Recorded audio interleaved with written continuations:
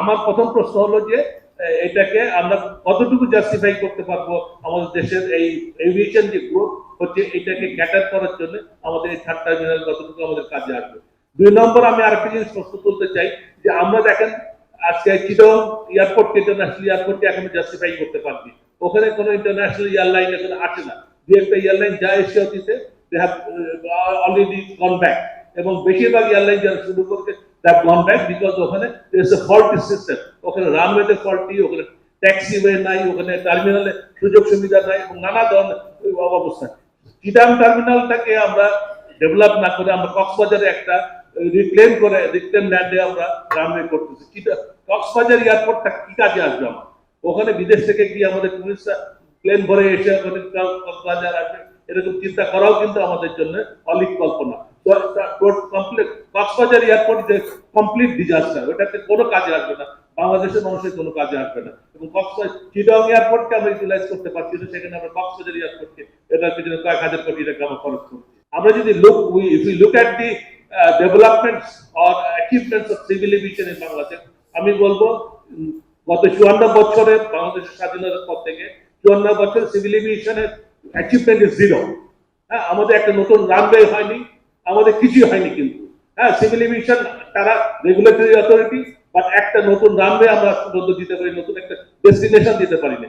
আর যে ডেস্টিনেশন গুলো আমাদের ছিল সেগুলো বন্ধ হয়ে গেছে, আছে শমশেরনগর বন্ধ, ঈশ্বরদী বন্ধ, লালমনিরহাট বন্ধ, কুমিল্লা বন্ধ, সবগুলো এয়ারপোর্ট বন্ধ। এগুলো খোলার ব্যাপারে কিন্তু কোনো সিভিল এভিয়েশন কোনো আমরা উদ্যোগ দেখি না। এটা নিয়ে আমরা অনেক কথা বলেছি, আমরা সেমিনার করেছি, সিভিল এভিয়েশন চেয়ারম্যান এসেছেন, অনেকে এসেছেন, মন্ত্রী এসেছেন, কিন্তু এগুলোর ব্যাপারে সিভিল এভিয়েশনের কোনো মাথা ব্যথার কারণ নেই।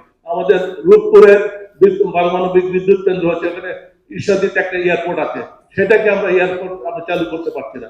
আমাদের ঢাকা থেকে ঈশ্বরদী যেতে 8 ঘন্টা 10 ঘন্টা করে সময় লাগছে, কিন্তু আমরা ওই এয়ারপোর্টটাকে কাজে লাগাতে পারছি না।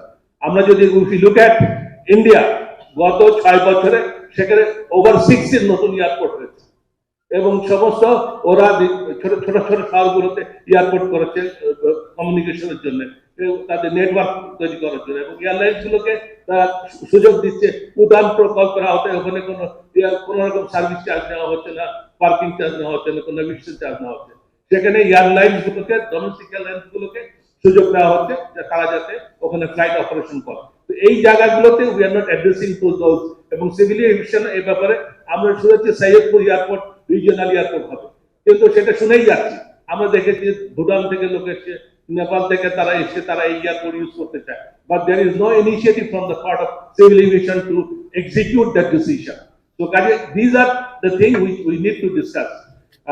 লাস্টে আমি যেটা বলবো, আমি যেহেতু সংক্ষেপ করতে চাই, 4 মিনিট সময় দিয়েছে, ground handling is an issue.